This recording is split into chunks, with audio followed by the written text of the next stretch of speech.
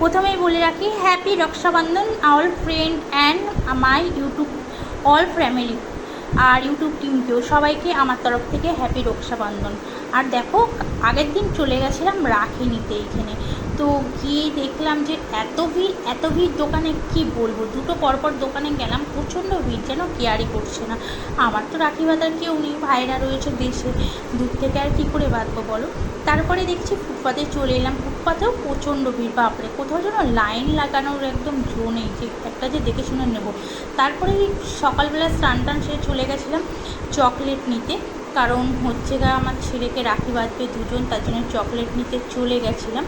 আর এখানে দেখলাম সেলিব্রেশন টাঙানো আছে, তো আমি দেখে ভাবলাম সেলিব্রেশনটাই নিয়ে নিই, যেহেতু সেলিব্রেশন। তারপরে ছেলে চলে গেছিলো রাখি বাঁধতে, আমাদের পাশেই কিন্তু দুজনকে রাখি পরিয়েছে, এই যে একটা ওর বোন, ওর থেকে ছোট, সে পরিয়েছে রাখি। তো আমি বলেছিলাম অবশ্যই কিন্তু তুই শ্যুট করে নিয়ে আসবি, আমার যেহেতু যাওয়া হয়নি। তো আমার ছেলে দেখো না, কাউকে দিয়েছিল, সে ঠিকঠাক শ্যুট করতে পারেনি, তবুও তোমাদের সাথে পুরোটাই শেয়ার করছি।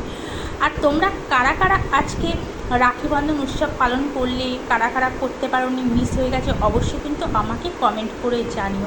আর আমার ছেলেকে প্রথম রাখিটা কিন্তু আমাদের ঘরের সামনেই ও দিদি বেঁধেছিল, আর এটা ছিল সেকেন্ড, আর প্রথমটা তোমাদের সাথে অবশ্যই শেয়ার করব।